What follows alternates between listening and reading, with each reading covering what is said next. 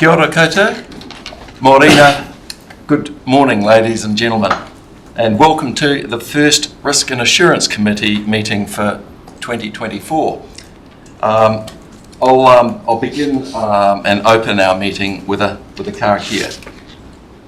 Whakataka tihau ki te uru. Whakataka tihau ki te tonga. Kia makina ki uta. Kia matarata ana ki tai. He ake ana te atakura. He teo, he huka, he hauhu, ki he Māori ora. Now, first item on the agenda is the meeting notes. It doesn't. I don't think we've got any notices at the moment. I just mentioned, please, for live streaming, Whakatane District Council are now live streaming our council and standing committee meetings held in the Tautaro room within the council building. The webcast will live stream directly to council's website and YouTube channel in real time. Now, the purpose of streaming our meetings is to provide the public with greater access to council debate, decision making, and to encourage transparency. To those members of the public here today, all care will be taken to maintain your privacy. However, look, by remaining in the public gallery, it's understood your consent has been given if your presence is inadvertently broadcast. Please be aware that the microphones in this room are very sensitive, and so please remain quiet throughout the meeting unless asked to speak. Health and safety. In the case of an emergency, please follow the building wardens or make your way across to the nearest exit. Meeting point is located over at the park, Peace Park, and bathroom facilities are located opposite the Chambers foyer entrance, which is at the entrance of Margaret Mahi Court. Move to apologies. Just one apology, and that is for Councillor Tu O'Brien be accepted. Thank you, and thank you, John.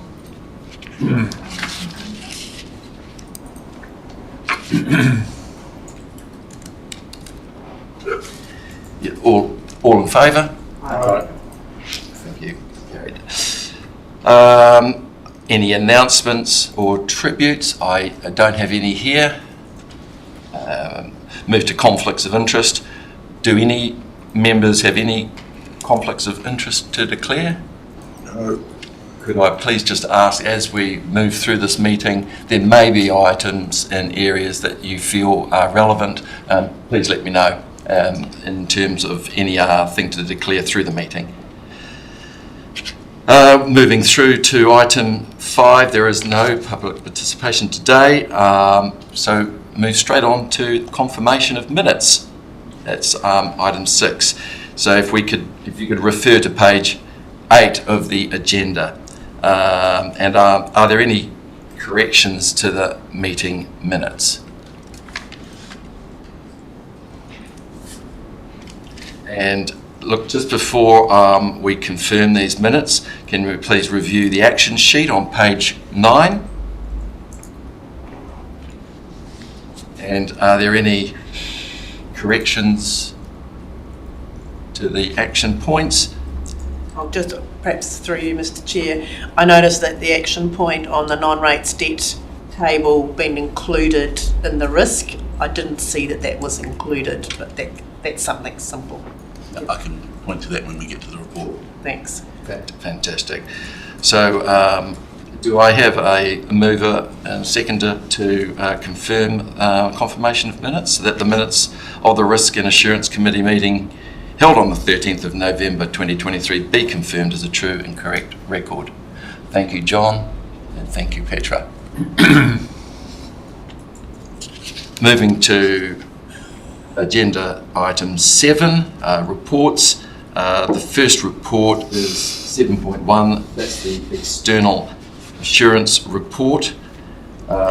Gary, would you like to please introduce the report?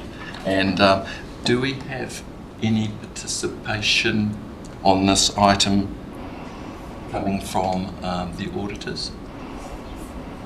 Gary, or is this really just going to be a report? I will ensure that they're available this afternoon. This afternoon, thanks very much. So I think, Chair, I'd like to make sure we provide some context for this, because I know if you don't operate in the space all the time in terms of this, sometimes it can be a bit confusing on, we've finished the annual report, it went through our Finance and Performance Committee, but now it's coming to Risk and Assurance. How does that work? So the normal process with external audit from an oversight perspective is that the completion of the annual report and how we are performing against complying with the legislative requirements and how we were reporting against our financial and non-financial performance is what is completed when we complete the annual report. And Audit New Zealand produced their audit report at that point, which is included in the annual report so the public can see that we are compliant, or if we're not, where there were issues raised, what the process is, and quite a bit of information. The second stage is, after that audit report process has been finished, the Audit New Zealand partner steps back and they write a report of all of the things they went through in terms of the process of the audit and what they discovered in terms of the way we were operating, not things that are at the level that they impact on the audit report, but they are findings of the auditors where they think we could internally operate more efficiently and effectively and do things differently. That is called a report to governors, and it is issued later, and it is in the terms of reference of this committee, because it's about process of the control environment, for this committee to be informed of that. They issue the report. It has a number of components to it. One is it lays out the changes they found between the draft financial statements we gave them and the final version, which is to give you a sense of how much did we have to change while we were going through the process. We like that list to be as small as possible, because it means we were well prepared and handled in advance. The second piece is that is probably more important, as important, is the findings in terms of the, we think you can do some more work in terms of this process. It's not a concern for the audit, but we think you should make these improvements going forward. We manage that in the same way we manage internal audit, as a series of management actions that we monitor and we come back and report to this committee on an ongoing basis. So that's kind of the background, just making sure you understand the structure. I think this committee, although the annual report has been reported through to Finance and Performance in December, I think this committee is well aware in that discussion and process that not so much because of the delays that we've experienced in the last few years where we haven't met the legislative requirements, but in terms of the process, in terms of the oversight from Audit New Zealand, and they're making sure now that they had a full suite of the team and they were able to start a lot earlier in the process than being the other side of Christmas. The methodologies and process were about probably going through a number of factors in a more structured way to highlight areas where we could improve. In the previous two, they probably didn't have the capacity or the time or the depth to meet the timelines and still do that layer. What we experienced in this audit, after 2 or 3 years of that, is they really did come back and say, how do we make sure, as Audit New Zealand, I'm sure David will cover off with you this afternoon, how do we make sure we're adding value to the organisation in terms of making sure that they're following as best process as can, right? What that meant is we did a number of things the way we've done them for the last 3 or 4 years, but with that extra layer of scrutiny from Audit New Zealand, we realised as we were going through the process that we could actually do a lot of things a lot better. And it is really hard while you're in the middle of the operation to make the changes that you need to make. So one of the key bits of this process is to take a step back after the audit process rather than in it, and go, okay, what are the lessons learned, what are the findings, and how do we make sure we put as many of those in place for the next audit cycle? I think you'll appreciate when the audits were running, 7, 8, 9 months in arrears, by the time you had the findings, you were already in the next year. So the ability to deliver the benefits and the lessons learned was really challenging for the last few years. It's not perfect yet. We still have a bit of that delay, but we do definitely have more time between now and when they come in to go through those. So what this report tries to lay out, there's the report the report from Audit New Zealand, which includes my response as management to their findings. Some things I probably think are less important than they do. Some things I absolutely agree with and have identified what I think we should do to fix them. What I've done in the cover report for you is highlight what I think are kind of the big themes of the areas of improvement. And so that is laid out on page 11.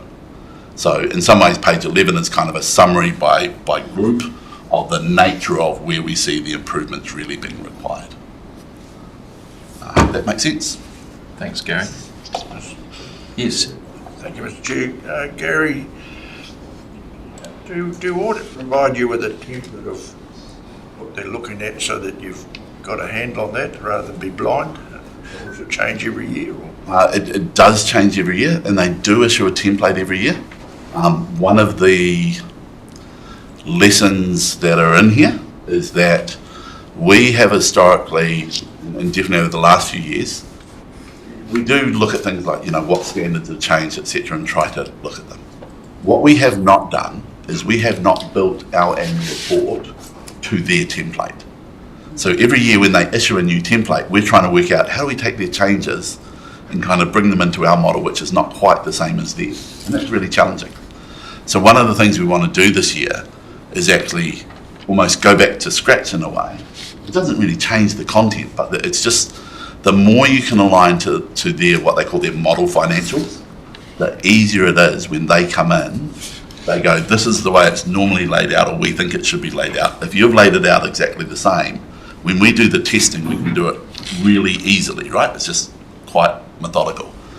If we've laid out the same content but in different ways and different orders and use different terminology, it's partly that human subconscious nature. They have to take more time to think about, this is how I'm used to seeing it, how have they done it? What does that mean? What is different? And that slows the whole process down. So one of our lessons, that's a really good observation, is to work out this year before we get to the audit process, how do we want to reset up our financials in the audit so that it is more aligned to their model.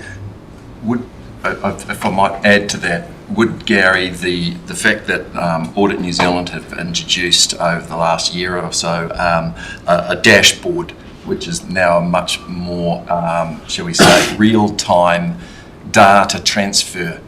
Now, would that have a template now that's becoming consistent and useful for you?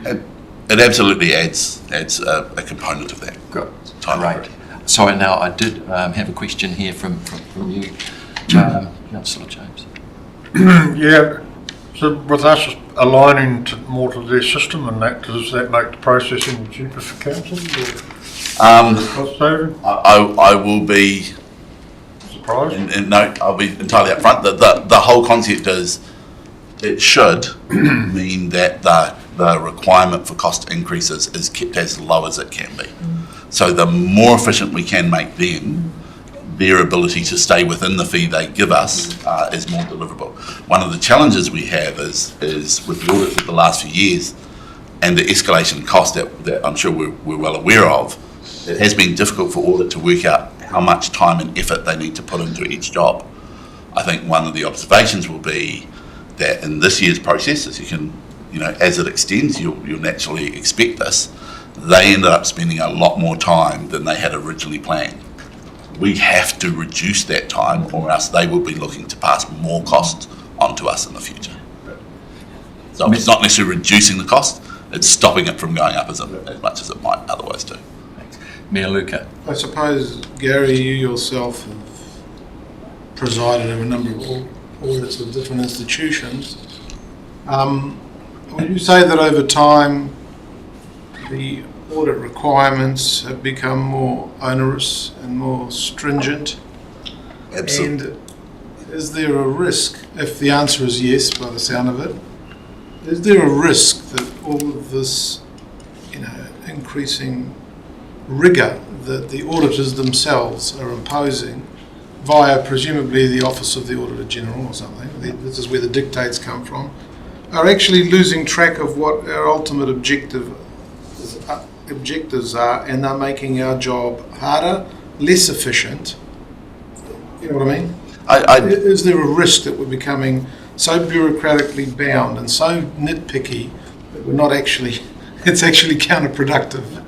It's an interesting question, and one that's interesting to answer. I'll give it my best attempt. First thing, the critical thing to be aware is that a lot of what we have to comply with is not driven by Audit New Zealand. It's driven by the XRB, which is the Accounting Standards Board in New Zealand. So they set the rules of how you have to do it. So they are constantly trying to react to the external market. And essentially the philosophy is, where something is identified as not being effective in protecting or communicating to the public users of information, and we're a public benefit entity, how do they modify the way that we report to make it more effective?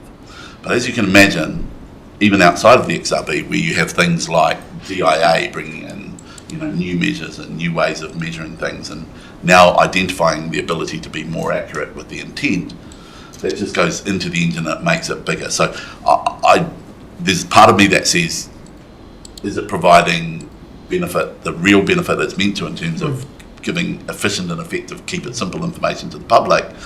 The challenge with that I would represent is a lot of what has happened in the last 2 decades in this space, and the growth of compliance has been exponential. Compared with 20 years ago, it is 10, 15, 20 times as complex in some ways. But that has come about because of significant failures in the global market around the reporting environments that organisations have been reporting against. So World Bank, Exxon Valdez, a number of those that were major issues, and therefore the industry has responded to those to try to provide benefit to the public. So it's kind of like, how important is compliance until it is really necessary? It's that trade-off, right? Thanks, Gary. That's Kiana. Just one question, really around next year's audit. Historically, we've had these issues that have essentially been around the provision of, the challenges with the provision of information by the council, but combined with increasing requirements from Audit New Zealand and challenges with Audit New Zealand's capacity to deal with it. So, and they've addressed us on that and sort of said that they're dealing with that, and obviously we're looking at our internal things. What level of confidence do you have around next year's audit that we'll be approximately on time with it? So there are 2 major factors that I think are going to play into that, right? One is the extent to which we can take these lessons learned and implement them. And I use a philosophy of okay to good to better to best, and we will not go from okay to best this year. So we do want to go to okay to better, right? So it's going to take 2 or 3 years to get to the standard that I actually would like to see us operating at in terms of that process. So I do think there is some risk, although I'm going to work with my team really hard to avoid this as much as possible. That issue that we're in the middle of an LTP. We only finished in December, not October, so we lost 2 or 3 months. So we haven't had as much time as I would like to bring in all the improvements we need to. So there is some risk that will cause a delay, not to the extent it caused this year. That would be the one thing I would say. Right? The thing that may cause a delay to the same extent of this year that we need to explore with Audit New Zealand still is the impact of the reforms around LTP and waters on their work program. So the fact that the LTP consultation documents haven't been audited by a number of councils means that the way they have to work in the May period rather than the February-March period, it puts more pressure in that, whereas where they're normally doing the interim audit for the annual reports. And a number of councils have chosen to take a delay in their LTP, which means some of them will actually be wanting to audit their LTPs in that period between July and October when we're supposed to be doing. So I think that is likely to have a bigger impact, but we will probably, we're trying to resolve that with Audit New Zealand in the next couple of weeks, and I'll come back to the chair with any concerns I have, and I'm sure that if there are concerns, we'll talk about them and let you know. Yeah, just on that note, we are yet to establish a start date for when Audit New Zealand will come in here to begin the final audit, and that's the point which that's when the clock starts really ticking, and that's the point where we want to strive to be able to have a draft annual report ready for them on that day, and that's an unknown yet because of these other factors. As you can appreciate, Audit New Zealand are pushing out a number of what traditionally had been September, October timelines to councils, and I've just seen one for November, which is interesting because it's beyond the statutory date. So we can expect a bit of a continuation of this perfect storm. Councillor Puller. Thank you, Mr. Chair. So to that end, we, some time ago, we expressed satisfaction with Audit New Zealand, and we're thinking about alternatives, but do we look, by using their template, are we locking ourselves into them? Not at all, because even if it was an external who's not operating in public benefit space, they do have models. The public benefit audit, even if it's audited by an external outside of Audit New Zealand, they will use the template that Audit New Zealand does to measure public benefit local government. Thank you. Do you have any other further questions of clarification? I was actually going to go through onto the report. I've got a question when we get to the report. The appendix, sorry. To the appendix. We may as well move straight. Which appendix? Okay, well that's Feel free to ask a question in relation to clarification on the appendix. Yeah, no, it's just really, I was just interested to see what was the elected members thing that was done.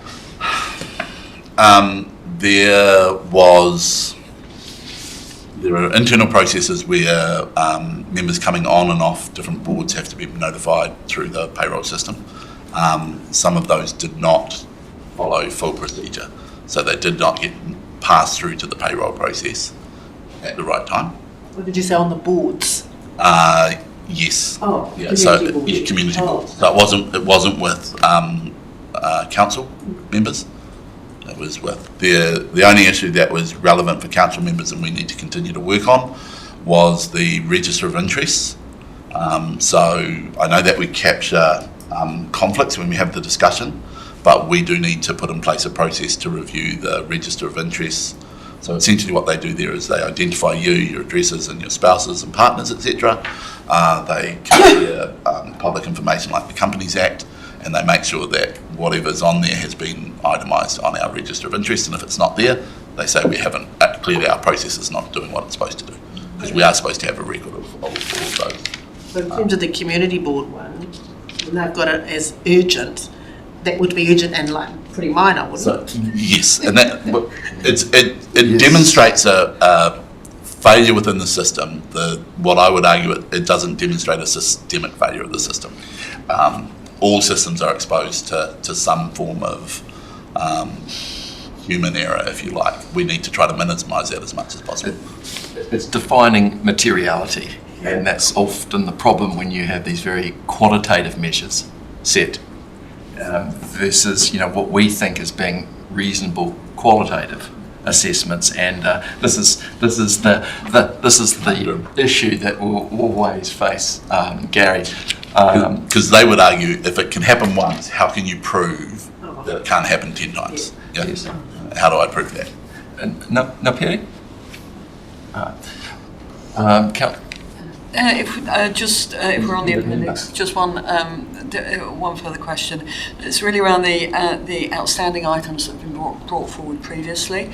So as a general point is, given that some of those go back some years, I think it would be good to keep those under review in this forum to make sure that they do get reviewed. And the second, which is a level of detail that I won't go into here, but I'll talk to you about separately, is that I just have a slight concern over the item around the review of user accounts in IT systems. But I'll have a separate conversation. It's for this meeting. Thank you. I know certainly when it comes to the more outstanding and aged recommendations, that's always a conversation I've had with Gary, is when we think about the internal audit schedule and the prioritisation of the internal audit, which is, again, is in its infancy with this council. There's an evolution here, and that is going to also be a key focus in relation to the setting of that timetable, so that it's linking in with these recommendations in the report to the Governor. Do I have any other? Yes, Leslie. Yeah, no, just looking at page 33, in looking at the Bunyan Road and the Boat Harbour reporting. So now that, because they were saying that we weren't representing that reporting in the right space. So now that we've done that will be standard going forward, won't it? Absolutely. So just for the sake of clarity, there were, and this is where some of the foundational pieces for these improvements come about when you set the long-term plan, because you create a framework on the long-term plan that you have to follow with your annual reporting and your annual planning cycles. And if you haven't got that right, it becomes really difficult to counteract. So one of the things, for example, was problematic when I looked at the annual plan, and I'm seeing it manifest here, is the way we treated the airport. Because we account for it within our systems, we were treating it like it was our activity.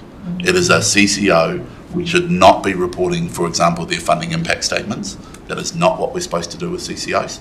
So, but because we'd put that in the long-term plan, it was causing us to put it into the annual reports, and therefore it was not in the right places. So we can fix that when we do this long-term plan. I have only one question, Gary, and it's the one that is really what's keeping you up at night, Gary, in relation to this report in terms of materiality, and just the one thing that if you step back and see the woods for the trees, what's your biggest concern, Gary, on the go forward?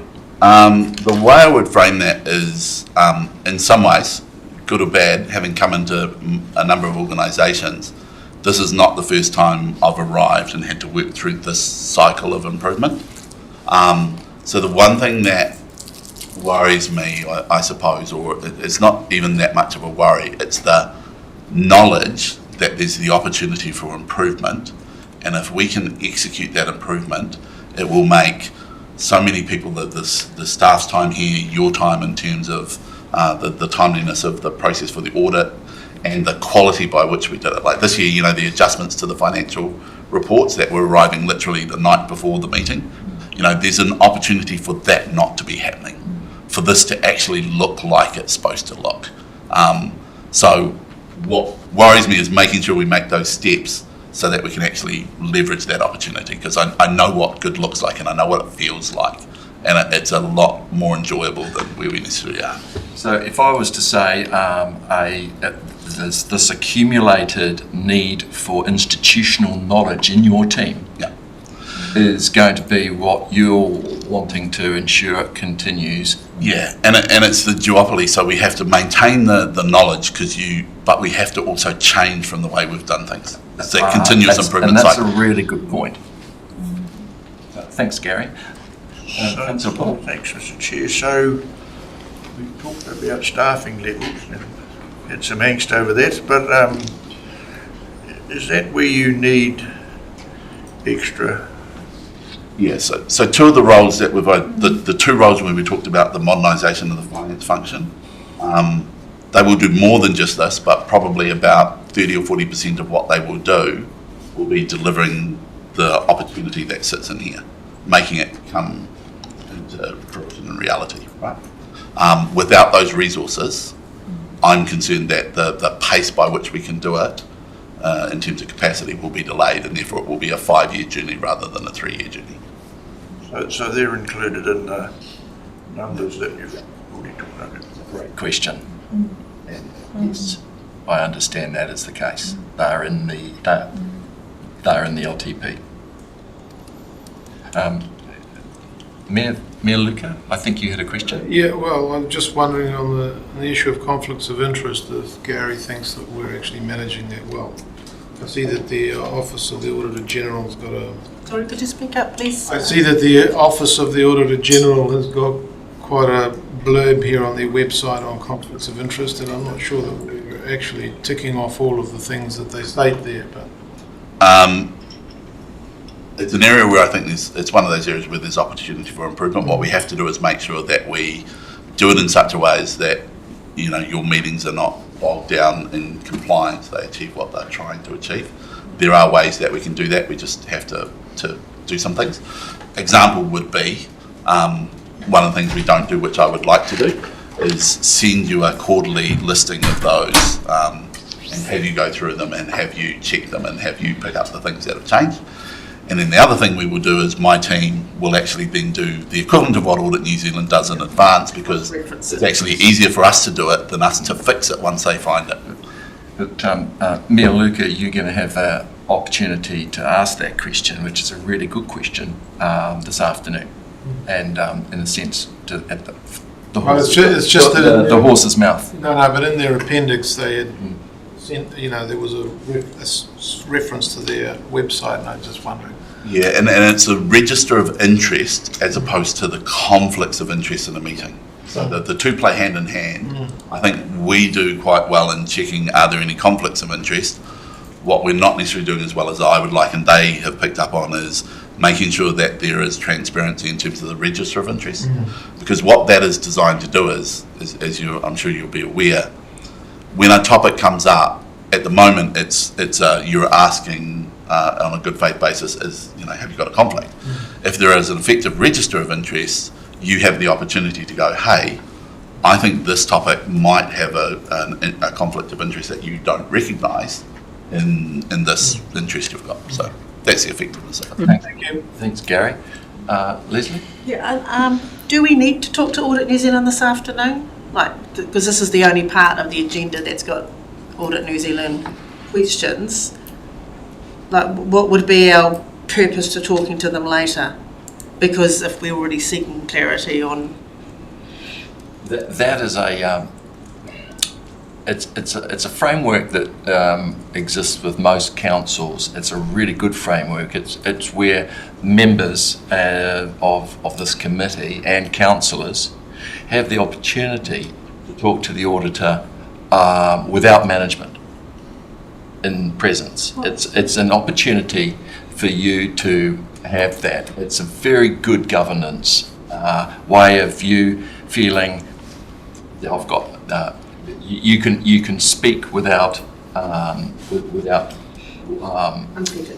Yeah, unfettered, and it's a really good transparent conversation to have, and it's where you have if you have your own personal concerns in relation, for example, with what you would have considered to be the auditor's performance, you can have that conversation. It's very much for you to have that. That's the purpose of it. I appreciate that, but wouldn't it have been better to have them talk to us before we had this part here?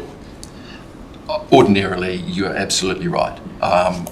This would have been presented to you by Audit New Zealand, and it was the sequences that we got out of kilter with I'll call it the perfect storm that's occurred for most councils in relation to audit delays, the annual report audit delays, and it's really about breaking that sequence.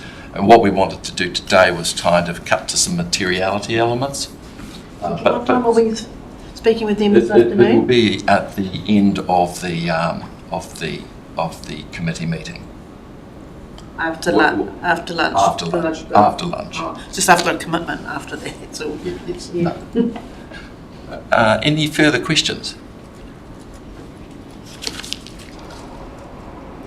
So the motion is to receive the report titled Report to the Council on the Audit of Whakatane District Council for the year ended 30 June 2023 from Audit New Zealand be received.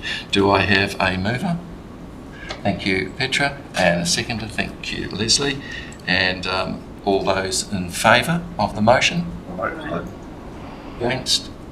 Carried. Thank you. Now, I think rather than break, we'll carry on, and we'll go to item 7.2, which is the Treasury Management Reporting as at 31 December, and you're receiving a report from Gary. Gary, if you'd like to introduce the report to us, please. Yeah. So apologies from Julie Cavell, who's on leave at the moment and looks after Treasury on my behalf. The report is the standard quarterly reporting. I think the main observations from it are that as we identified the previous expected plan for the drawdown of debt when we set the previous LTP is significantly different. So we, as you're aware in the last report and the one before that, we'd identified that we were running close to or slightly outside or projecting to be outside of our covenants. They are the minimum we would like to do. We would actually like to pull up a little bit higher, and we do have some calls in the market to try to bring on debt as lower cost as we think should be available to us, which will help us go up in the covenant coverage. But we don't want to do that so far in advance that we're taking on commitments to higher interest rates in advance when we won't need the debt as early. So we need to find that right balance.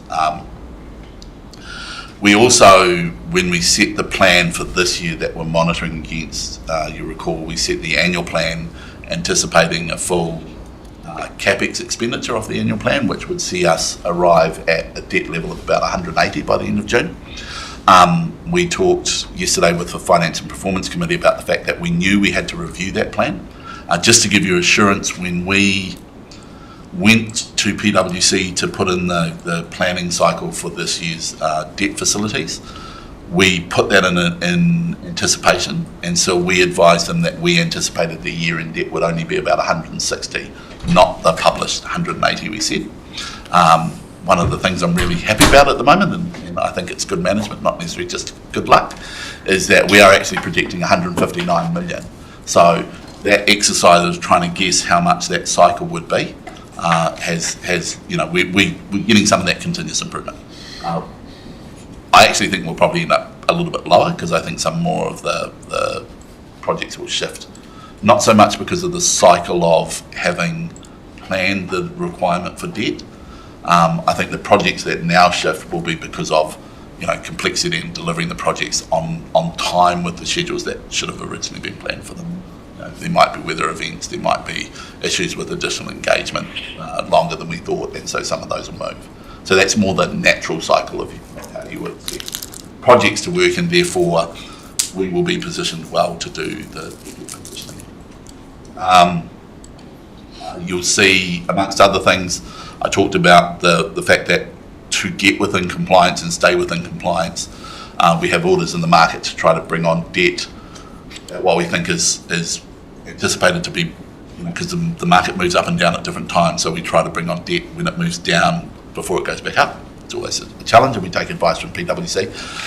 So we have taken on 20 million of debt in advance of the need for it, because we could secure it at lower rates in the LGFA cycles. It is on deposit, term deposit, so we are getting good interest. It's not perfect, but we think the returns are better to have that because we know we'll need it in the next quarter anyway. That's all I really want to talk to. Any points of clarification, questions of clarification? Yes, Leslie. Yes, I thought in the past we had an additional couple of graphs in there, in this section. I think all the ones we normally have are in here, so I'll go back and check. There's that one that has the shaded areas of your, and I don't know whether that was at your suggestion that got eliminated.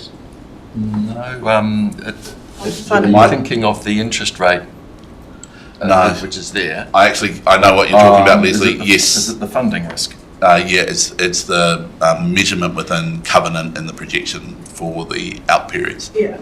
It's in Scenario another. forecasts and Yeah. those It's ones. it's in another report we received from PwC, which should be in the attachments, and it's not. We will get it circulated after the meeting. If we can take an action from there to do that, Susan. Neil Luca?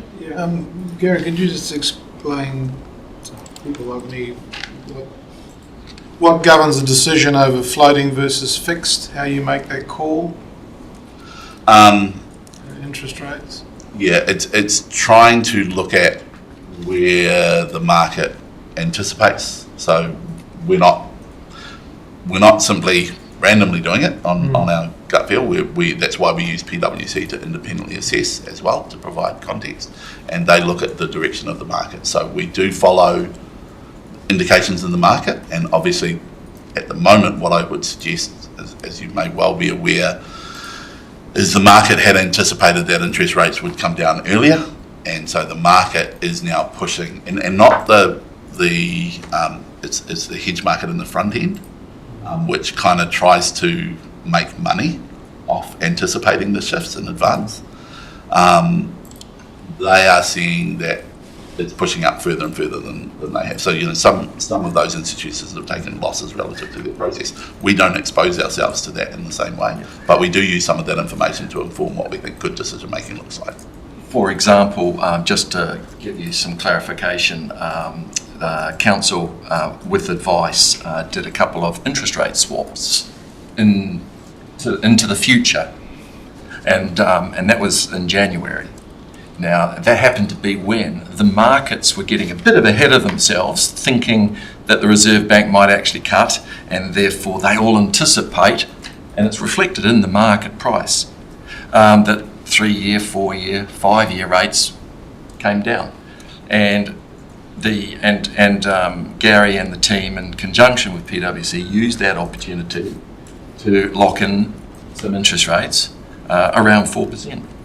And now, as we saw a week ago or more, ANZ came out and said, oh, there's going to be a rate rise. They got that very wrong. But that immediately spooked the market, and the market rose their expectations. And one thing that, and I know that Gary's put it in here, you'll see that those swaps were done at 4.08 and 4.015 respectively. If you were going to do it today, those same swaps would probably be about 4.4. So, and that's what interest rate risk management is all about. It's making informed decisions, because there's no such thing as not having a view when it comes to interest rates. By doing nothing, you have a view, and that's kind of and that's how your council management are doing it, with independent advice from PwC. I had just one point clarification, Gary, and that's on page 65. Where you have under the debenture conditions foundation limit. I think that 295% actually is the 175, whilst we currently do not have a rating. And so in that sense, that will go to 295, and that's the other, that will be an item that you will be considering later today. But just to let you know that foundation limit is set for that 295 is set for rated councils. Yes, John? Thank you, Mr. Chair. One stage we were borrowing out of the harbour fund. Are we still doing that, or have I missed something somewhere? So the way that's been described is probably not how I would describe it. So in a way we are. So what happens is theoretically the harbour fund is a reserve with excess reserves. If you followed the cash cycle, that would mean that we should have some kind of an account set aside that matches the reserve, right? We have a number of reserves, a lot of them, and if we were following that cycle, we would have a whole lot of accounts where we were holding money here and there, trying to juggle the money in a whole bunch of different pockets and drawers. It's very inefficient. It's not good use of the funds that we have available. So although we record how much they're entitled to for the harbour fund within our account, so we track it from an accounting perspective, we do not track it from a cash perspective.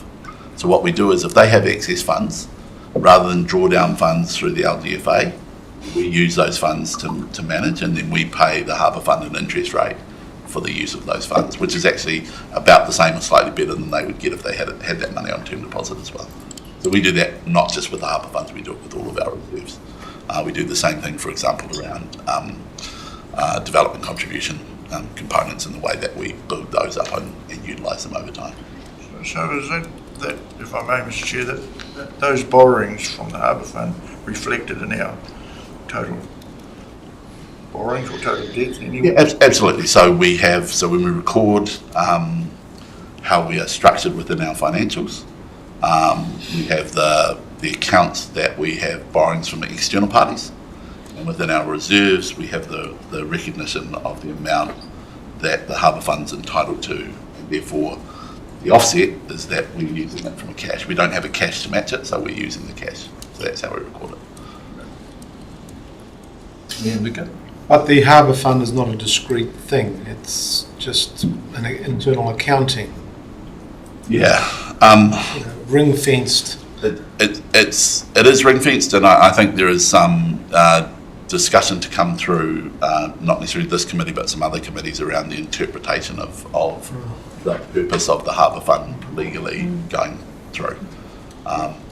There's been positions taken in the past. I'm not sure they're entirely consistent with what we would agree with, and we might have to have those conversations. Thank you. No, Pam? Any other points of clarification? Great. Do I have a mover and a seconder that the Treasury Management Report as at 31st of December 2023 be received? I'll move it. Yes. Thank you, and thank you. All those in favour? Right. Carried. Now, thinking it's 10 to 10. I'd like to do the Treasury, the proposal to seek the credit rating after a break. So I would suggest that we now have a break. Now, it's currently 10 to 10, and if we could perhaps be back at 10:05 to resume. That's fine. Thank you.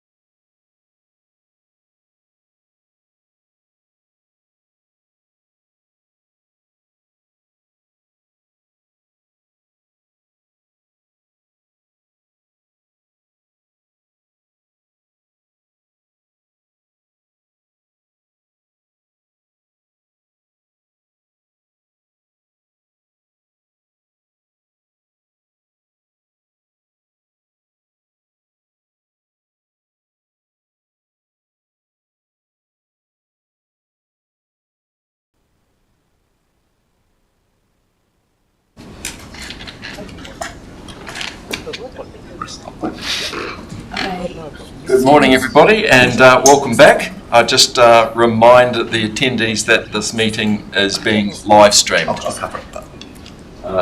And we're going to kick off with agenda item 7.2. I beg your pardon, 7.3. And this is Treasury proposal to seek a credit rating. And I'm going to ask Gary to introduce the topic, as well as introduce to us PwC, who will, I believe, also have written the report supporting this, the motions that you see on the table. Okay. Sorry, just a sec. So Alex Wonderjim, who's the director at PwC, who we've used to support this because of capacity and issues in getting the LTP delivered at the same time, has been invited, but the timing's not quite right, so he might pop in the middle of it. Not so much so he could present, it wasn't what we were trying to do, so but he could be available to answer any questions that I might struggle with. I'm sure my colleague to the left is probably a bit of an expert in the space, and I actually met him with Alex at the same time, so if I get stuck, I'm sure the chair will just because of so I'll probably just do an intro and then open up obviously to the process, but we have, as part of the long-term planning process, we had identified that in order to enable us to deliver the objectives that we were identifying there, we would be increasing debt or need to increase debt in the coming 10 years. And that debt requirement would go above the 175 limit, which is both the limit set in the previous LTP and the limit set by LGFA, who are our providers of debt predominantly, for unrated councils. So if we are going to achieve the outcomes that we've set within the long-term plan 2034, we would need to increase our capacity to pull down debt by becoming credit rated and fitting within the what they call the foundational covenants for LGFA, which are higher if you are credit rated. It is a process to go through. It is done through external agencies who do the assessment and the credit rating. There are 3 of them essentially who do it, 2 of them who are very active in local government space in New Zealand. And we would need to go through a process of selection of one of those agencies if we did it. There is a cost to that process and a cost to maintain that credit rating. One of the benefits of being credit rated is, and if you're at the right limits, and most local governments at the moment are above the lowest tier. So the lowest that's set is A, and most local governments are AA minus at the moment. It is an active area, you can imagine, for rating agencies and providers of debt. Local government is a volatile space, so there is anticipated to be some movement going forward around those ratings, but not to the point that it would fall below any of the rating requirements. The cost per annum, around about 50 or 60,000. The benefit of being credit rated is you can secure debt at a lower rate. At the debt we'd had in the previous LTP, the benefit of the lower rate wouldn't have offset the annual cost. Based on the projection of debt that we require to fulfil this LTP, the savings in the rate you'll get will more than offset the cost of being credit rated each year, probably by 2 to 3 times the amount. So you essentially pay 50, 60, you'll get probably 120 benefit on top of that. As I say, happy to. It is a complex process, and one of those things. Obviously, you employ executives to be able to cover a spectrum, and I would suggest I'm I know a lot in the space, but I would not suggest this as an area of my personal expertise in terms of my background. So I've tended to balance the use of external advisors on this particular topic because of that.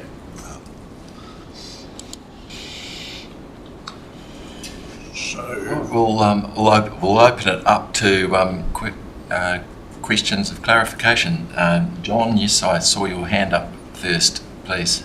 thank you, Mr. Chair, so I'm supportive of that process. The thing I can't help thinking about is, will there ever be a point, and this is crystal ball gazing really, that we will not need to borrow more?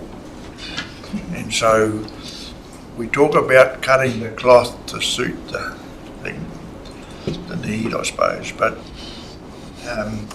is it really the fact that we're not getting enough income from rates that we need to continue to borrow funds? And I'm trying to just get so that we've got to sell this concept, I think. I'd position it a little bit differently, and there is a historic context to this, right, in terms of why, for example, this council has been able not to have to push debt as high as some other councils, and that is largely a timing of investment in asset. But to put it in context, over the next 10 years, we're spending about 620 million in that 10-year period on capital assets. We try to identify how much of that is renewal relative to depreciation and how much of it is improving assets.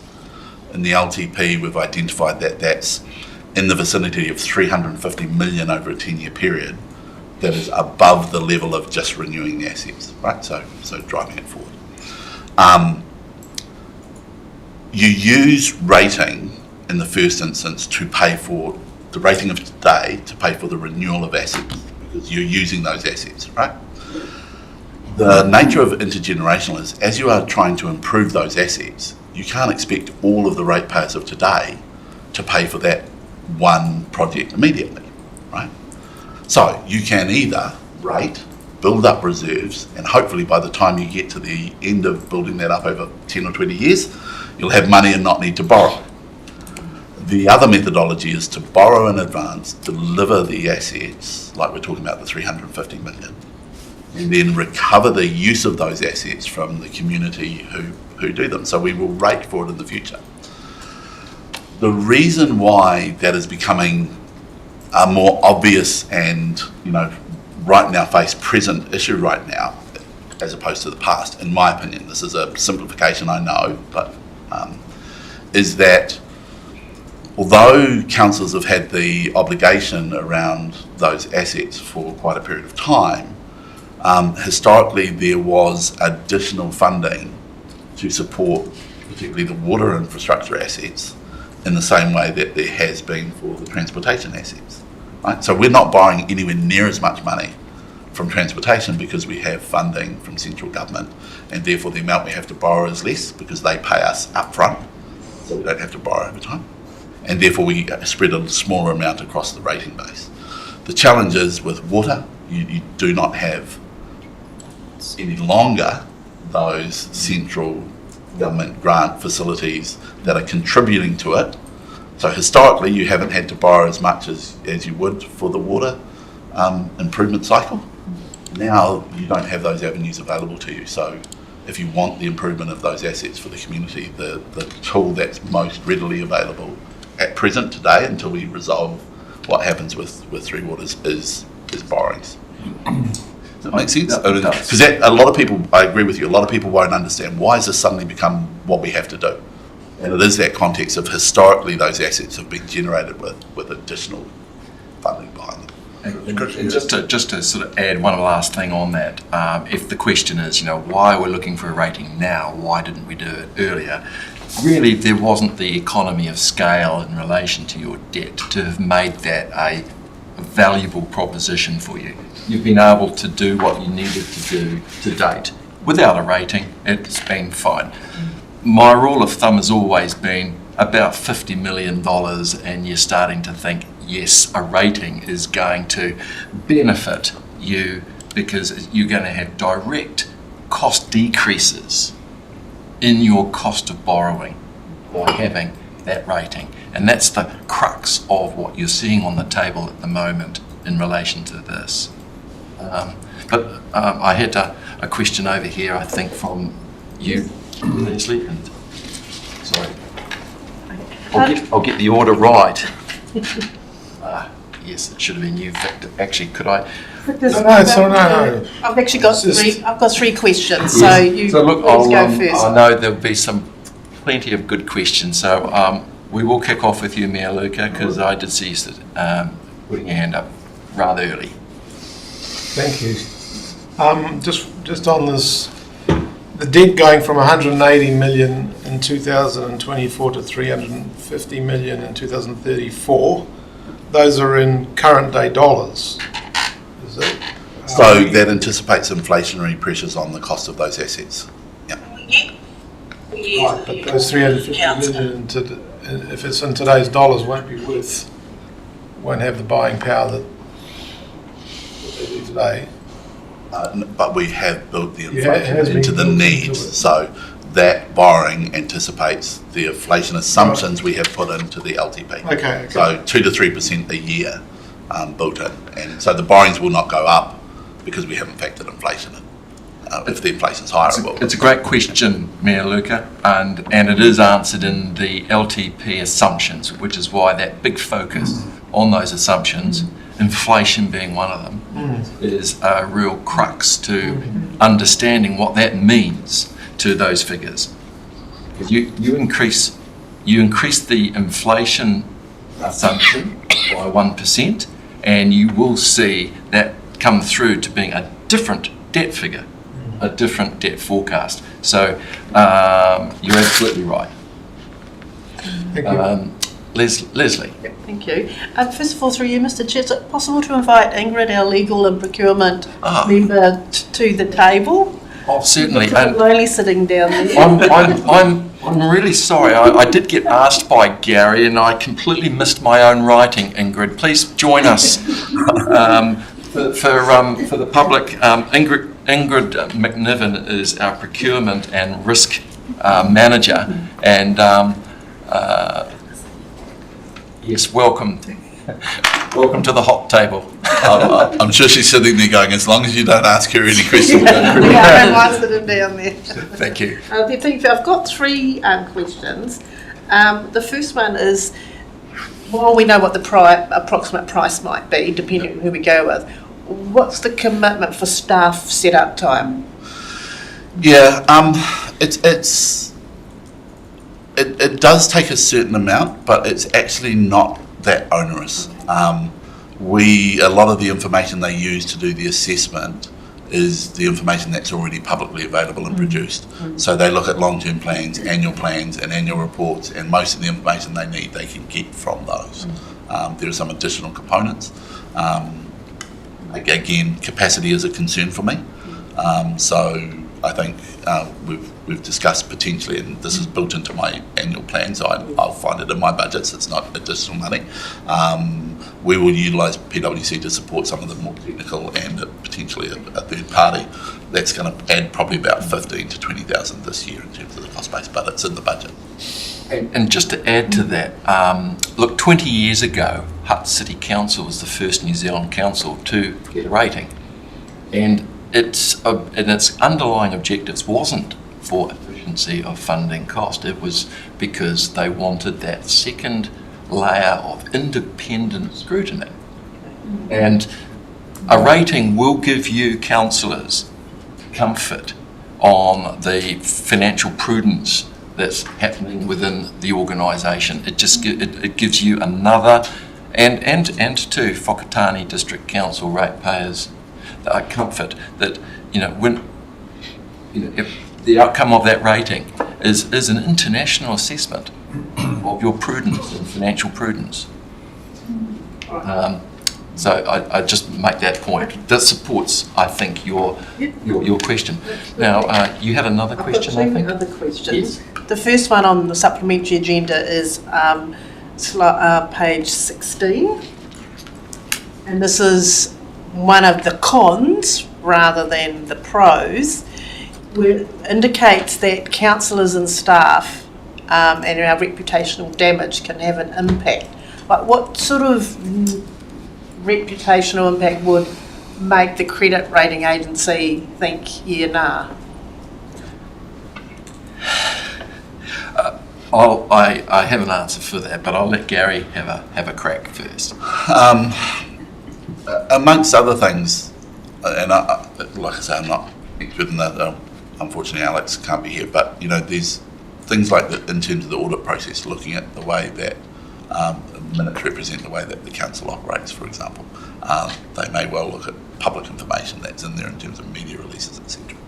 They may see and assign risk to public volatility of a council. So, are the governors consistently messaging to their strategy, or are the governors at different ends of the strategy? And that would I don't think it would be a major factor at all, but it is one of the things they do take into account.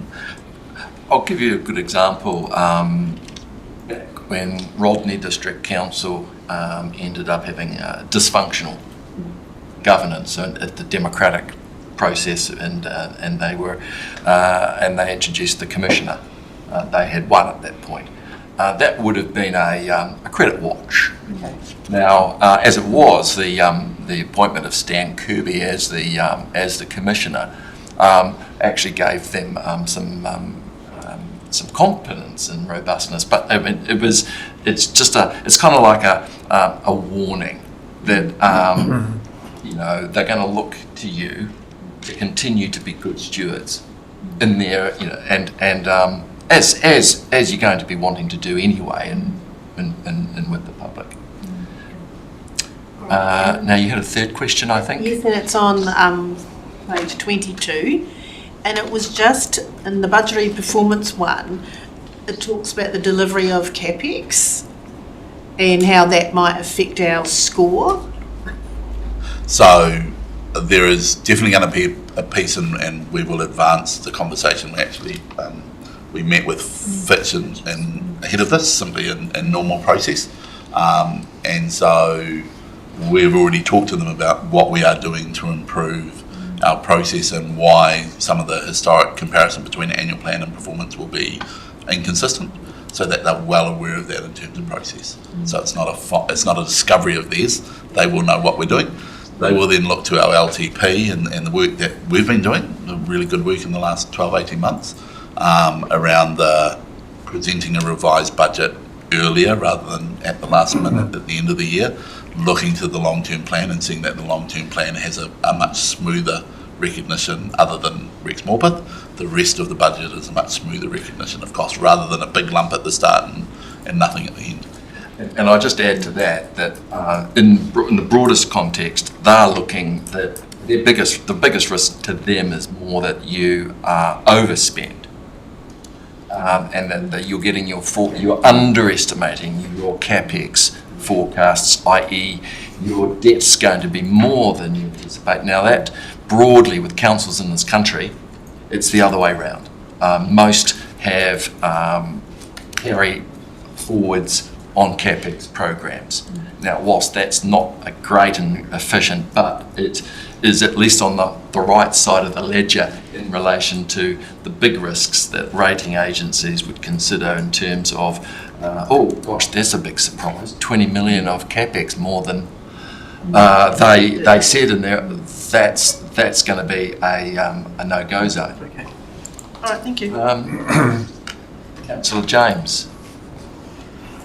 Yeah, I'm supportive of this credit rating, and I think it's long overdue. I wonder why it hasn't happened before within this organisation. But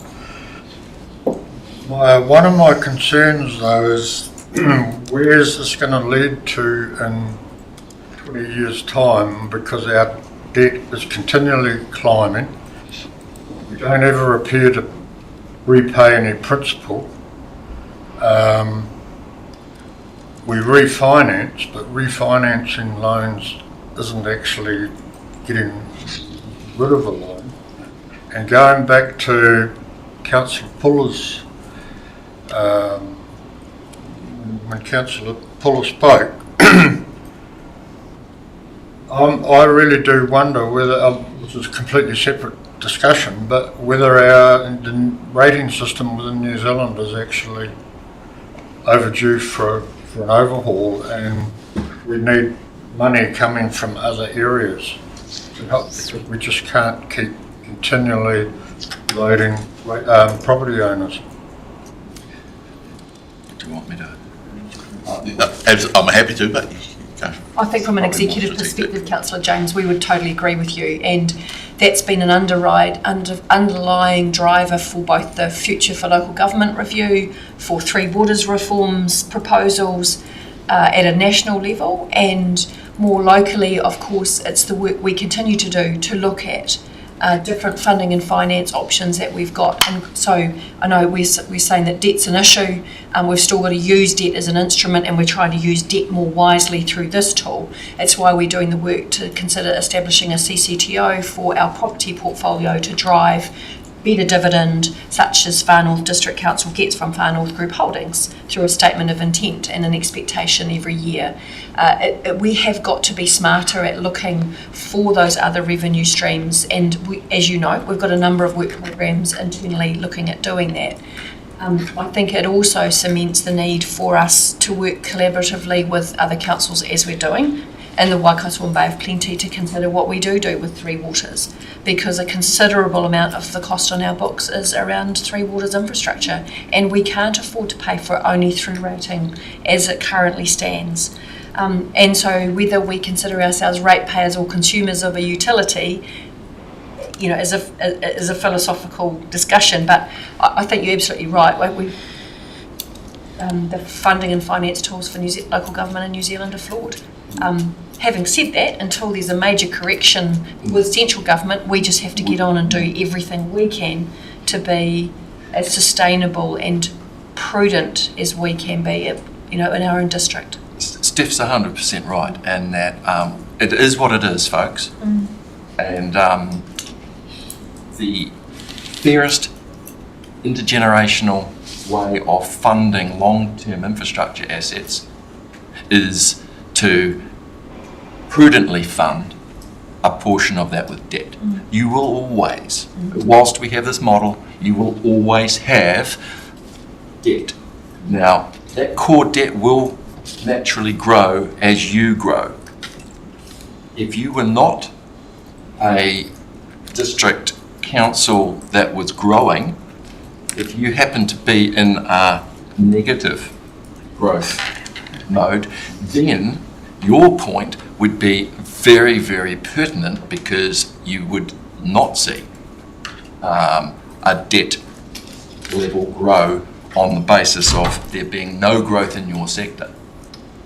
So it's just it is what it is. Can I just ask for, in terms of these questions of clarification, can we focus to the motion on the table, which is that you're here to approve the proposal to seek a credit rating, not essentially, we can't challenge the environment, and it is what it is.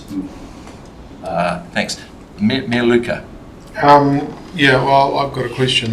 It's directly related, but I can just squeeze one in. I mean, this issue of creativity and actually supplementing our income is something that I've been driving quite hard. I think it's essential, and the funding issue is critical.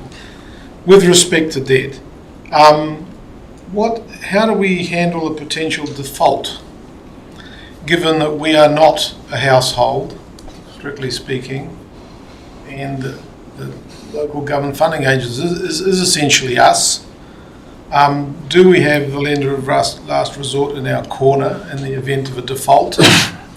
Sorry, when you say default, can you define who's defaulting? We get into the point that we cannot pay. That we cannot pay. Well, this is If we reach that point. Okay. This is what the inherent strength of New Zealand local government from the international rating agencies, why we get a one classification for institutional framework, which is as good as you can get anywhere in the world, is because of our whole structure, the Local Government Act, Now, I'm going to put it to you that it is you have the mandate to tax. And the mandate to tax, which is your rates, is effectively the strength, and that's what puts you at a almost negligible default probability. And that's so it is, yes, your credit rating is a metric. And it's a metric that is going to say, well, what's the is there a 1 in 100 chance that you're going to default? Well, there is really not that probability of a default in the New Zealand local government sector because of its existing framework. So just give you that as an explanation. Thank you, Mr. Chair. I was hoping I'd hear that. I think the point I would add is the whole purpose of the annual reviews is to make sure that that's not a surprise if it looks like it would ever be that, right? Because the credit gives you security over a period of time. And actually the credit agencies, we are talking about the effectiveness of what's called a short-term credit rating. You can actually do long-term, like 30-year projection type credit ratings, which would again give you more security if you wanted to carry on more debt at a higher level. There is a methodology for that. We are not in that situation. We're not proposing that we would be, but that's the model that, for example, Auckland uses more regularly. I suppose if that, just following on from that, Mr. Chair, the tool we have is actually deferring projects, isn't it? So that if the spend was looking awful, you would just defer for another. Entirely.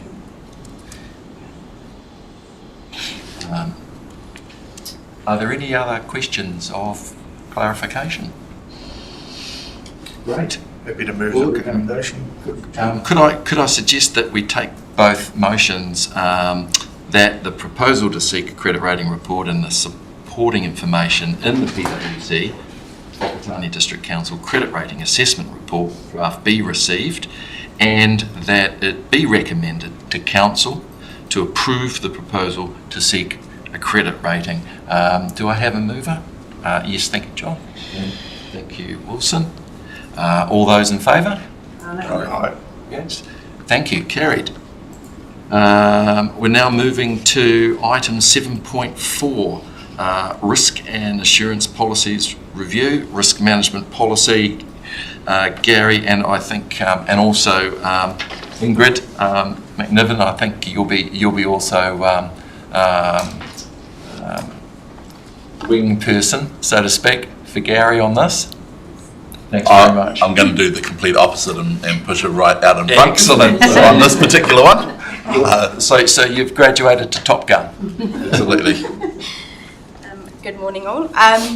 So we have reviewed and updated our risk management policy as part of a periodic review and as good practice, and we have made substantial changes to the review policy as highlighted on pages 71 and 72 of the agenda report. And I'm going to take the report as read, but happy to answer any questions.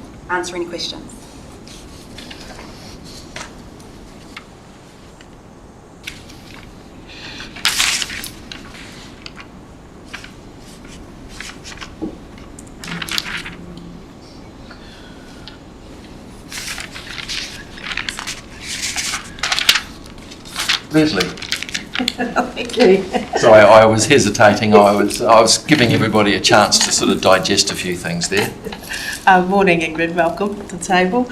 I was just wondering, I know it's just a review of the policy, and I don't know whether this is, and I know it's probably not many people are going to read it, but I was just thinking in terms of identifying examples of corporate risk, activity risk, and specific risk, whether an example could be given. Like when you're reading lots of documentation, sometimes you like a real example. And when you look further down in 7.5 at our treatment and controls, there are examples of what that is. But I don't know if that's just being supercilious about it because it's a policy. Give it a crack. Okay, I would suggest, so behind this document, which is, part of the continuous improvement cycle, there was a presentation you had in September 22, and then subsequently after the training started, around the framework document. So this is the policy, but there is a document that supports how do you make the policy come to life. We could put it in here, there's absolutely no reason not to, but I would be pushing people to look at that, which makes more sense.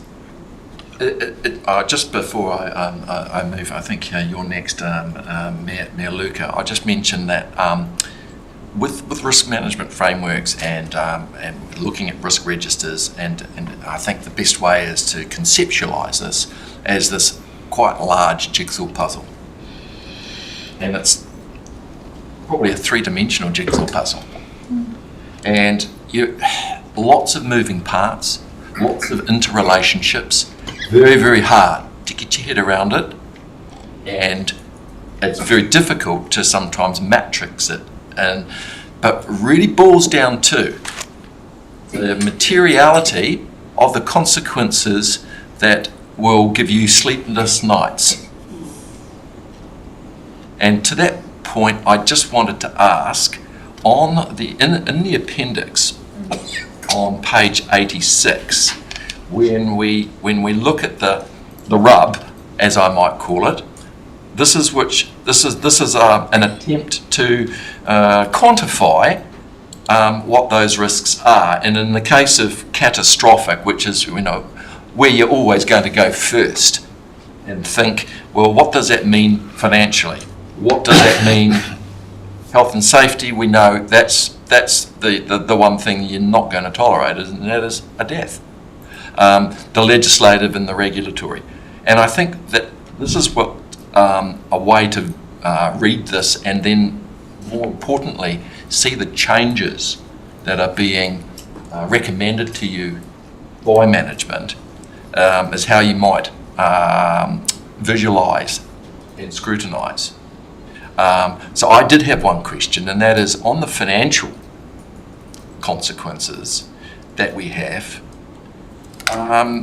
those been updated to the extent that we've seen such significant change in the last 3 years? I mean, is 15% overspend in CapEx or an OpEx overspend of greater than 5% of the annual plan in dollar value terms, is that really what we would consider, or this council or councillors would consider to be catastrophic? And that's a really nice way of leading back to Gary and the team and Ingrid, because that's where you, as councillors, are going to be making a stewardship call. So on that, I'll now go to Victor. Your question, please. I just looking through this policy, and I see things like corporate risks. I mean, we're not a corporation, are we? We are a public service. The rules that apply to we don't have shareholders, we've got stakeholders. The rules that apply to corporate don't necessarily apply here. The whole issue of... Except Mayor Luca, where you have a CCO. Yeah. And in the moment that you have a CCO, and you do have corporation type structures, that's where it is all encompassing. So and that's the intricacy of a council, is that you're under a local government act. You're also, there's going to be parts where you're under corporation legislations. Stock exchange, if you've got a listed investment, the list can absolutely be quite wide. And can I just have a supplement? Can I just make an observation on that point? And we can do this if you'd like. We do quite often refer to it as the enterprise at the corporate level. The reason we left it in here is that it is common language in the consistency across organisations for that to be the way it's described. we've got a very qualitative approach to risk here. I mean, we never actually ever give a number for anything. We don't say, oh, there's a 1 in 400 chance of this or that. We stop short of that. Should we be going further, or is it even possible? What I would say is there is a version of that that's done. So the schedule that the chair was pointing to is trying to provide a guide so that it's not random, right? It is done with consistency. Right? Yeah. But it is also open to management interpretation. Now, the process is essentially we go to managers and say, okay, if you're looking at a risk, you can't just randomly try to describe the risk as you choose to. You must look at these conditions and try to make sure it fits within these. There is a scope of movement and interpretation. Then what we will do is we will peer review it. So we will go through and make sure from Ingrid's job and my role and across the executive team that we think the approaches are being done consistently. It's always a challenging space to stay on top of that. And then the third part is oversight from this committee. So you use all three of those frameworks to address the issue you're saying. So rather than try to have a quantitative methodology, you're using a multiple review process to try to bring consistency, which is actually more effective generally because it's so hard to quantify risk in multiple different areas. That makes sense? Leslie? Just on the table, on page 86 as well, and looking at catastrophic image and reputation with the rate coming out next week, normally it might be a moderate risk, but there's potential for it to be a bit more major to catastrophic. And I think we're doing all we can to minimise it. It's a really interesting one because that's, as Gary said, this is it's an art and a science. Okay, yes, you can have as much quantitative, but really, what does that really mean? You've got to put a qualitative lens on it as well, and you will all have slightly different aspects of what materiality, in this case, reputation risk means to you. But I might challenge, for example, that if you didn't do what you might need to do, then you're going to be potentially financially imprudent, and that would be coming with another reputation risk. That is what's more important, and only you as councillors kind of know that within yourself, as elected members. Can I make it's a great observation, and I'll take a tick for this, although we should have probably had it earlier in our next paper where we talk about the enterprise risk environment. You will see we have introduced that. We probably should have introduced it earlier. To give you an example of the process that we use in terms of starting to introduce that, and we will have different perspectives. I would probably describe that from a management perspective as currently increasing to moderate. The only reason I'm suggesting it wouldn't go to major is that multiple councils across the country are in the same situation. If we were an outlier, I would be recommending that we treat it as a major to catastrophic. But because it's a common issue at the moment, it is unlikely that we will be isolated as a single council in that space. Make sense? Thanks. Sure. Thank you, Mr. Chair. Just further to that, Leslie, we've got to believe in ourselves. And I'm sure we do. And we're looking at big picture stuff for the whole district. And some people aren't going to love us, but we've got to be better than that, in my view. And we've got to make sure that what we're doing now is going to be the right thing to do, that we're not going to fall down a hole next year or the year after or whatever else. And so I think that's important, that we stay strong. And it will be the keyboard warriors that are Yes. just need a Say what they little want over to today. say. And They go have away. been informed. No. Thanks, that's a good point.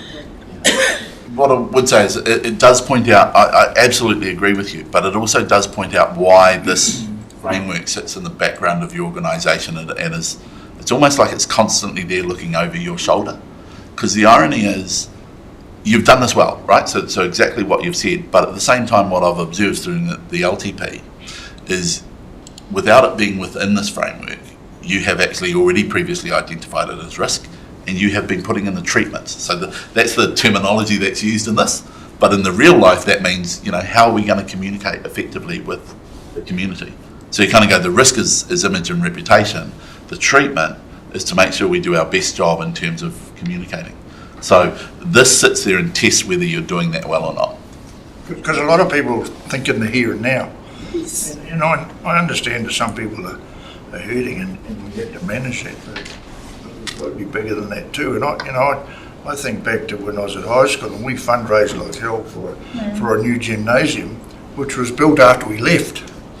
But at least the generations on had the benefit of it. So we're talking about the same thing here, and I think our challenge is to actually convey that to Joe Blow out in the street who really don't understand. Some don't want to, but if we could, we're really trying to sell the concept, aren't we? So that it's clear as to where we're going, I think.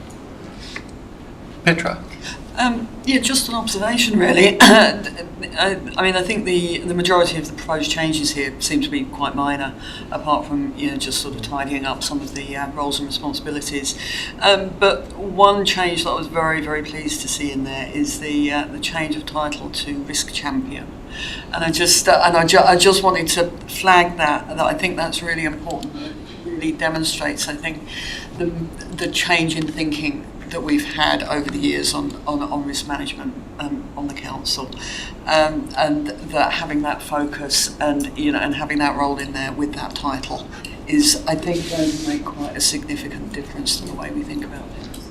I think I agree, and it's something I really like to see, and it's you are the go-to, and that's when you've got an issue, members and councillors, that is bothering you and you're not sleeping at night on. That's where you go to, and it's great. It's created that I call it the internal translator, and that's so important in such a complex beast. Napiri, did you have a question? Observing, listening. So Ingrid won't sleep at night either then. Oh, you've just transferred your sleepless nights, unfortunately, to Ingrid. Do you have any other questions of clarification? Well, I'd like to just move down to just maybe take the two motions again combined, that the risk and assurance policies review, risk management policy report be received, that the risk management policy be received and that it be adopted from the 1st of March 2024. Do I have a mover? Thank you, John, and thank you, Leslie. All those in favour? Against? And carried. Thank you. So now we move on to sort of the flip side of it all, and that's 7.5 enterprise risk report. Gary and Ingrid, if you'd like to talk to that report, please. Now that's just to refer to pages 71 through to 119 of the agenda. Thanks, folks. So I'll probably pick this one up, and my colleague will step in some of the later papers.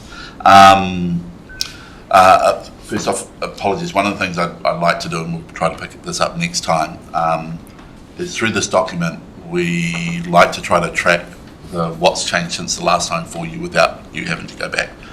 We normally do that by colourising the changes in blue. So some of that hasn't been picked up. We'll do that in the next report.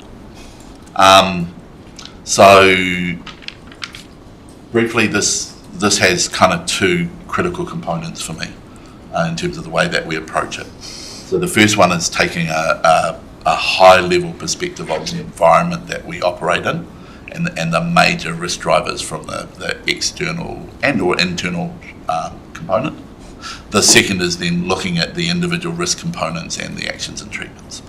I'm kind of going to split the two into two if we can, and my observation on the second one would just be to put it in the context that we last reported to you in early December, and as is typical in New Zealand, between late December and pretty much all of January, there's not a lot of movement in the country. So you'll see there's not significant, and if you think about all the work we've been doing at the same time on the LTP, etc. So, one of my observations is we would like to see more probably closing of treatments. I think we're identifying the actions, but not necessarily really. So what we're not seeing is individual treatments declining, right? Which is what we would like to see. We would like to see the measure of the risk coming down. I think the first piece actually puts that in context a little bit, because the environment is actually increasing. We are not trying to treat in a stable environment. We are treating in an environment where risk and the environment is creating more risk for us. So focusing on the front one, can I just probably quickly cover off under section 4.1? And these are, and like I said, this is always the strength of this process. This is management assessment supported by your oversight. I'm not saying it's factual. This is not a factual statement. This is our attempt to try to put it in context as we see it. So, as we look through the economic ones, I think those are pretty reasonable. They stay stabilised. Obviously, you'll appreciate the conversation that's occurred since this report around the OCR, which is one of the key ones we're looking at in terms of the stability of the interest rate.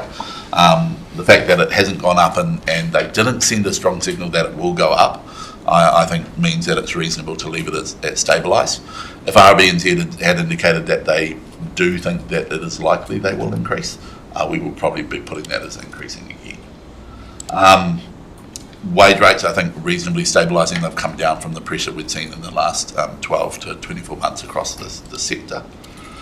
We have added the insurance coverage and cost component, and I think it's both, right? So short term, it's probably the cost component, but I think increasingly in the next 5 to 10 years, it's going to be the coverage component. And then politically, obviously, we've had quite a bit of change kind of coming through between the last meeting and now, as we see the movement of the 54th Parliament and the coalition agreement coming into. We raised that as increasing, not so much because of the fact that uncertainty is larger than it was when they were negotiating the coalition agreement. It's probably because we are living in a time where stuff is being put on hold and we don't yet see, or we haven't been told what exactly it will be. We've got indications, we know what they are, but until legislations come through. So that's why we considered that one to be increasing. Infrastructure resilience, I know that we've had presentations through briefings to council from the General Manager of Infrastructure, so I'll not comment on that one. And to your earlier point, Councillor Emmett, we've added the image and representation specifically around the rates and the long-term plan rates issue, which I think is appropriate. Because then what you're trying to do is, if we agree that that's the environment that we're operating in, then when we look at the individual components, we can see whether we see those individual components within the treatments and the actions of management that you anticipate we'll do. I had one just on that, Gary, the question under, I think it is page 90, and it's 4.1, at the end of 4.1, where, and this is really great because I think we've asked for this in the past, and you've put this in here. It kind of gives us a materiality sense check of what these assumption increases mean, dollar value wise. So we've got personnel costs assumption 5%, plus or minus 1% is 255,000. Can you just explain those three to the members in terms of them being able to visualise? Yes, I get how that might feed into, for example, an LTP, and these are annual. So these are annual impacts, and yeah. Yeah, so I mean, it's reasonably easy to do this in terms of actually modelling it through all of the different components. It becomes, you know, a bit of a Monte Carlo scenario. But essentially, we have an existing cost base within our annual plan. We will have reported that to the Finance and Performance Committee yesterday in terms of our forecast. We are trying to match the commentary we are adding here to the assessment of whether we think we need to reforecast any of these measures, but we already, it's not simply a case of saying what is the budget likely to be and asking that question. It's in the environment we're in, what is the potential impact on our budget, and if we anticipated that wage increases would have to be 1% above, we already know from having done this work off the top of our head without having to go do the extra work how much that means. How much does that mean we would be off our budget? So we then track those on a regular basis. Can you just explain, you know, payments to capital programs 5% and plus or minus 1% being 840? Just explain what that means. Yeah, so our capital budget is 840 million. So essentially, if we take a 1% variance in the delivery of that, of the cost total, to deliver the total. That's the total, and then this gives you the kind of idea of what that's going to mean on an annual basis. Yeah. So we provided for 5, and mostly this is an inflationary driven one that we indicate. So we provided for a 5% increase in inflation. It might not manifest in inflation. It might manifest itself in terms of volatility within the civil contractor market, which then in turn turns into price, but it's not an inflationary driver. It's an access to capacity issue. It turns into inflation, but you know what I mean? It's not driven by simply the price of the goods, it's driven by the access to the number of resources you have. Still basically inflation. It is, but I wanted to point out it's not just market inflation being passed on to us. But the sum of the parts here, as you say, you know, for every 1%, you know, that broad inflation rate is wrong. We know that you can drill down because there's a local government inflation that's kind of a bit more accurate, and I mean, this is the thing with the drill down. You can't just sort of say for every 1% rise in inflation we're going to get this impact, but this gives you a kind of an idea of how they combine. The other big one for you is, of course, the cost of regulatory. And because that's just increased, it's compounded dramatically in the past 3 years. Your cost of compliance to all the standards, and that's going to come. That will come in here to have an impact on your payments to suppliers. It'll have an impact to payments to capital programs, and I think this is really great to see, Gary, and I think really helpful. I thank you for that. Any questions from the board? Leslie. Okay, I've got a couple of questions. But first of all, I'm really happy with how this is all reading and looking at the, you know, general statements and then looking at the controls and treatments. I feel really confident that we're moving in the right space. I've got a couple of questions though, and one is on page 111, and this is Civil Defence Emergency Management. And yes, I know we've got new resource coming in and we've got other things, but to me this is a little bit more reflective of what we are doing, and I think we need a measure of community readiness from there. And I know we've kind of talked about how we might be able to get it in a resident survey or the emergency management, but I think we would be failing ourselves if we weren't trying to measure the community for us, because no point us being all ready if they're not along for the ride. So that's whether that needs to be included or referenced. Yeah, one of the areas of improvement I'd like to take coming out of the next, as we finish the long-term plan going forward, sorry, I'll you speak in a minute, David, sorry, is to probably isolate the risk factor and the specific treatments rather than simply take them from a work plan approach, because I think that's masking some of the obvious, this is what we're seeing, what are we doing about it, and when will we do it, kind of, which is what should be coming through this document, but I know it's happening. Yeah, I think it's a continuation of conversation yesterday, really, which is, are there additional measures that we should be asking our community for feedback on? And there's currently some questions that are asked by the Regional Council, essentially on our behalf. I think what Leslie's after is our community, a couple of more focused questions, so we can pick that up. Super, thanks. Yeah, Luca? I just wanted to go back to the inflation issue on page 89 when we talk about our risk environment, where, well, our could be council itself, or it could be the community. And we use this inflation index, the CPI, which is a sort of arbitrary basket of goods and services, which of course don't really apply to us because we buy a lot of bitumen and cement and all the other stuff, so we're not quite the same. But even for ordinary consumers, this CPI doesn't contain one of the biggest items of cost that anybody ever has in their life, and that is the cost of housing. So I think it's just a very narrow definition. That has a lot of social shock impact.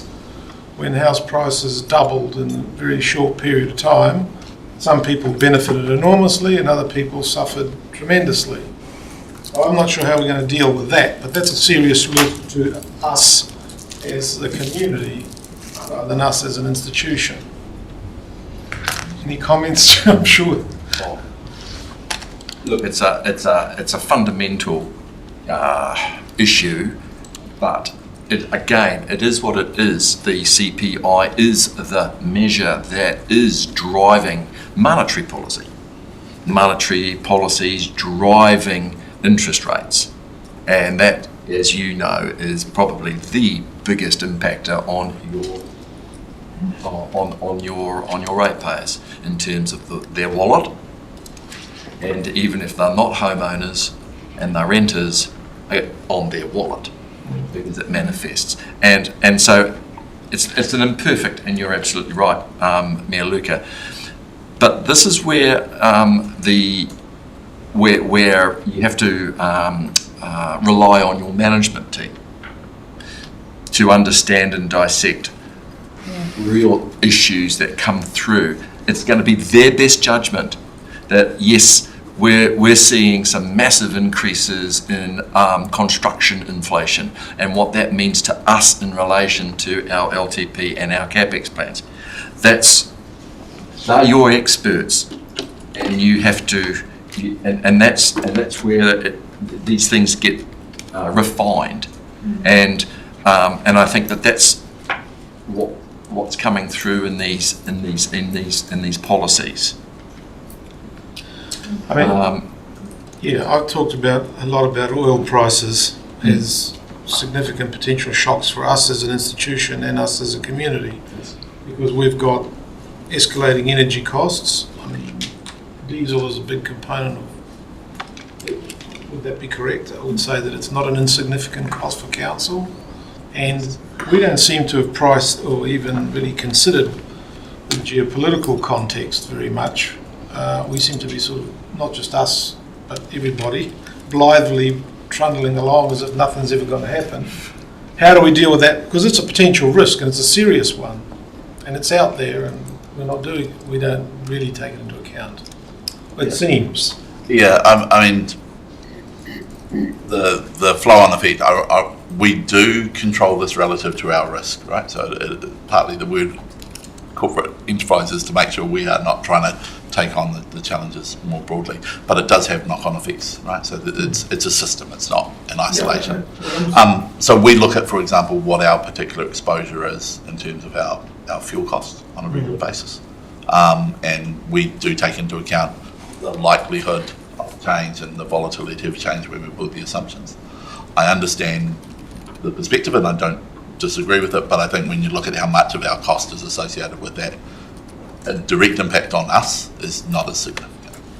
Right. So, okay, you've done some sort of sensitivity analysis. Oh, absolutely. In terms of, so for example, when you look at it, I would immediately go, if I'm going to, lose sleep at night, I'm going to lose it more in terms of the labour market cost, and the volatility in that, because that cuts through at the same percentages of much bigger dollar value impact. Right? So we kind of do assess those. It's not like we just, and even the CPI, when we put it in here, it's not the only thing we're looking at. We are looking at. I mean, the flow-on effect to oil price to good, the CPI Absolutely. would be huge too. But Yep. I'm saying, have we assessed the risk? And if we acknowledge that the risk is significant, what is our countermeasures? Yeah. Because it's not just about assessing risk, it's actually about taking some sort of measures, yeah. Yeah, and so, as an example, and it's not one we would do, it's not one I would suggest, but if we were in an organisation who had a large exposure to it, I've been in one, and we thought the risk was increasing, we would hedge our fuel price. That would be the tool we would use to give us certainty. Thank you. To give you an example on that, and you mentioned, oil, diesel, bitumen, where there's significant exposures to these, they sometimes get covered within a Treasury policy. Now, I'll give you an example. Greater Wellington Regional Council have for many years isolated, because of their exposure to diesel in relation to the provision of transport, they have had a policy around diesel mitigation, in the sense of what happens, is there a time where we can hedge diesel price risk? So, and this is it's a constantly evolving, and you're quite right, Mayor Luca, and that's part of the process when one's evaluating, for example, one of your key policies is your Treasury policy. What are the financial market risks you can mitigate, and if you've got material exposure, and is that financial market risk tradable or hedgeable? And then it would manifest itself in your Treasury policy. So when Gary comes to you with a Treasury policy review, they're going to be great questions for you to ask in regards to those risks being mitigated. Yeah. Can I just come back to that? You made almost my point better than I did, because I was talking about diesel costs, and our sensitivity to that is probably low.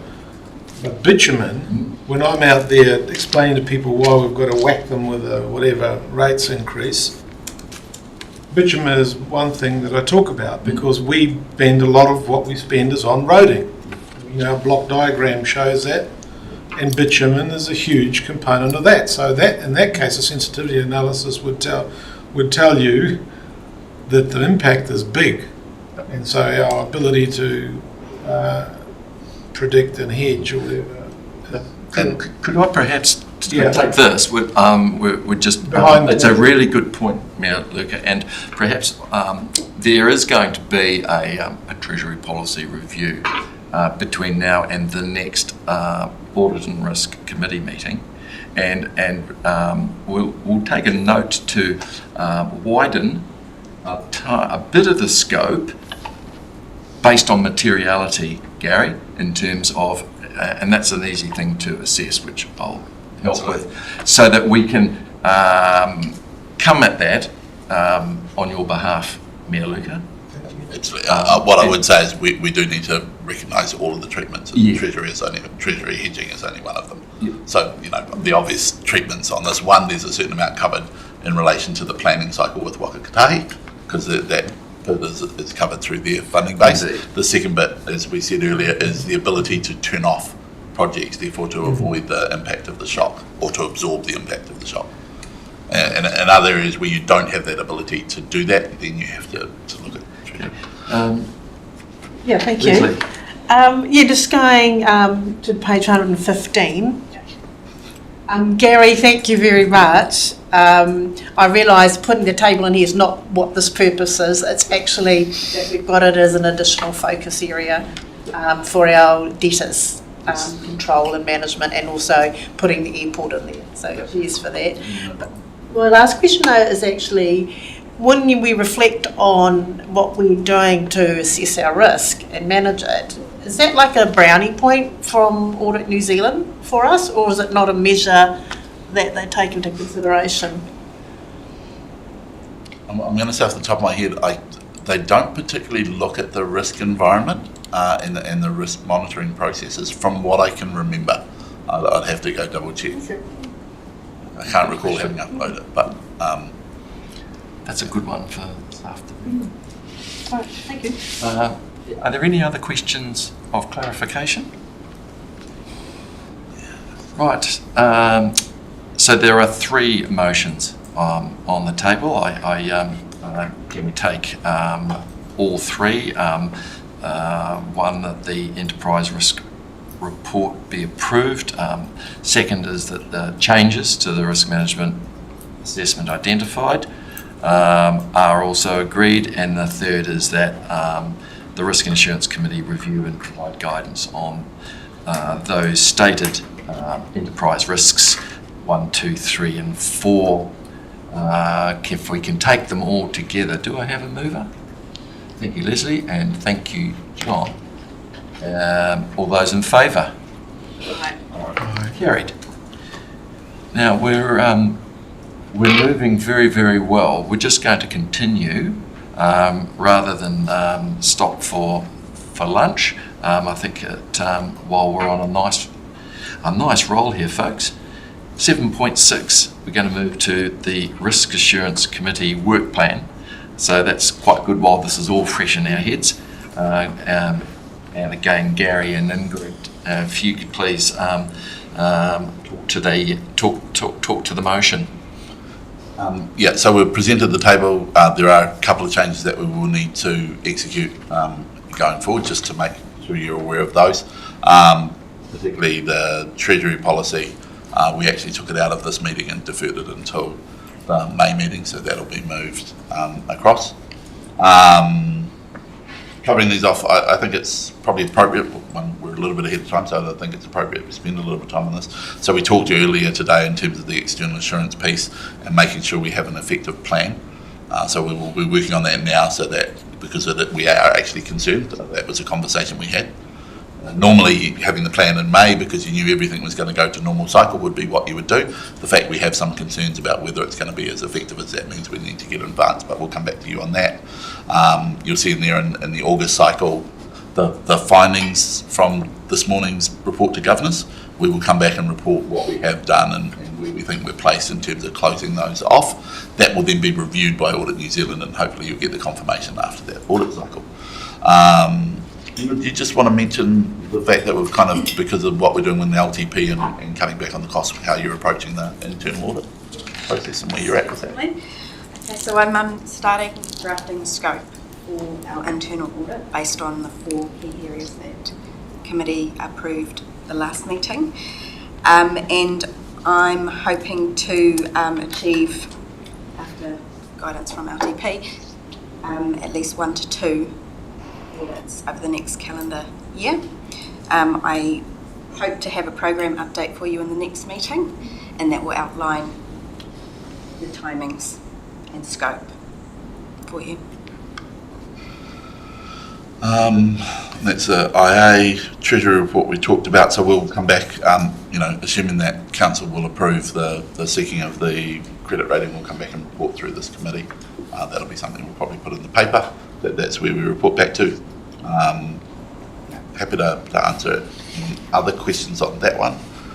And probably the one thing I would say is on the next page, we've kind of turned the table around a little bit so we can add more context on what issues are coming up. The major ones we've identified there, just for your awareness, the timeframes that we currently understand for the Waters Done Well legislation draft and readings.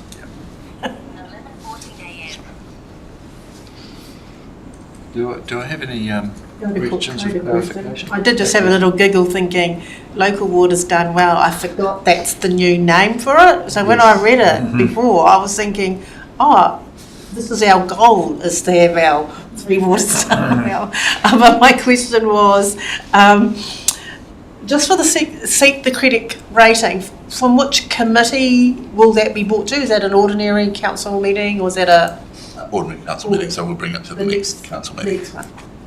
I don't imagine it's a very detailed paper because we will present that it's been covered in this committee. Any other questions?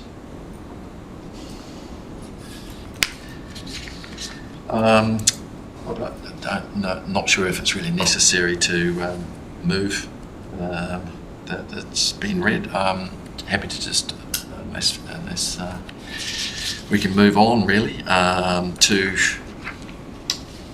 Well, that's actually come to the end of our public agenda, and I would like to continue. I think that would be good to do that.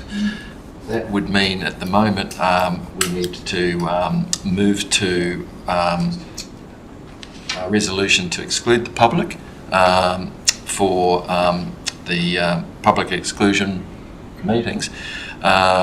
Yes, Leslie, thank you. Happy to move, yeah. And Luca, do I have? Yep. Thank you very much, and thank you for the public. We hope that's this has been a good experience. First time it's been live for this particular committee meeting, and we'll move out.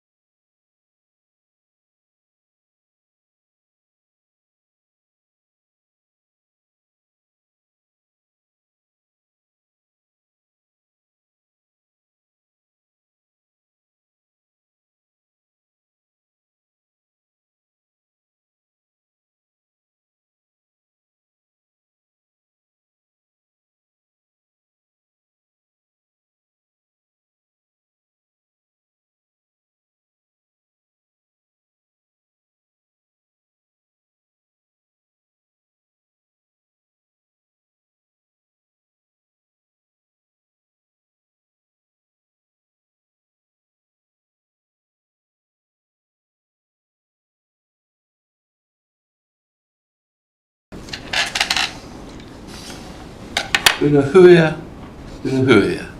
Unahuia ki te uru tapu nui.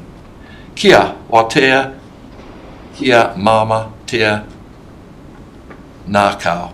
Te tina, te waru,